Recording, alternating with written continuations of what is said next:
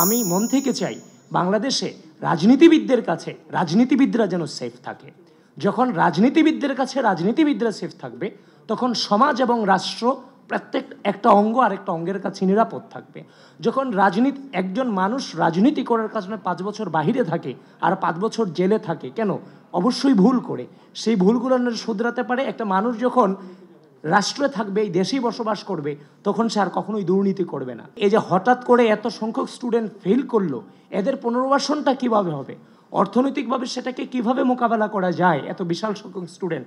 এবং বাংলাদেশের শিক্ষা ব্যবস্থা, আমি একজন স্টুডেন্ট লিডার হিসেবে কিংবা আমরাও যে মেধা নিয়ে ঢাকা বিশ্ববিদ্যালয়ে প্রবেশ করেছি, আমরা সেই মেধা নিয়ে ঢাকা বিশ্ববিদ্যালয় থেকে বের হতে পারিনি। বিগত দীর্ঘ দুঃশাসনে শিক্ষা ব্যবস্থাকে ধ্বংস করে দেওয়া হয়েছে এবং একটা রাষ্ট্রের মেন স্ট্র্যাটেজি হচ্ছে শিক্ষা ব্যবস্থা। শিক্ষা ব্যবস্থা ঠিক থাকলে সব ঠিক থাকবে। সুতরাং এই জায়গাটাতে অর্থনৈতিকভাবে কিভাবে স্বাবলম্বী করা যায় এবং শিক্ষা ব্যবস্থা কিভাবে ডেভেলপ করা যায়, এদিকে যেন আমাদের নজরটা থাকে।